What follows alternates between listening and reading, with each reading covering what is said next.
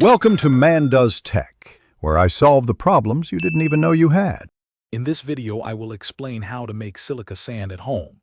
Silica sand, also known as quartz sand, is a versatile material used in many applications, from gardening to crafting. While it might seem complex, with the right approach and safety precautions, you can produce your own. We will cover sourcing materials, crushing, grinding, and refining your homemade sand. Remember to prioritize safety throughout the entire process. The first step is finding your raw material, quartz. You can often find quartz rocks in riverbeds, quarries, or even your own backyard. They are usually identifiable by their crystalline structure and hardness.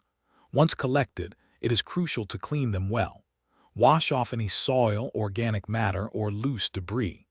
Then let them air dry completely, which might take several hours to prevent issues in later stages. Now comes the physical work of crushing and grinding. Start by breaking down larger quartz rocks into smaller, manageable pieces.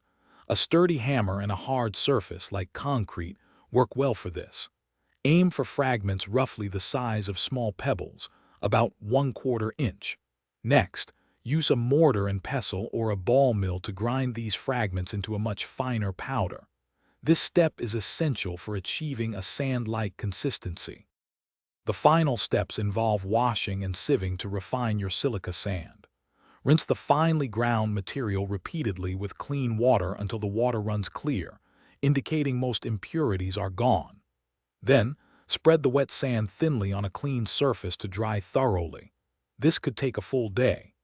Finally, use a fine mesh sieve, such as a 60 mesh screen, to separate the desired sand particles from any larger pieces, ensuring a consistent texture. Thanks for watching.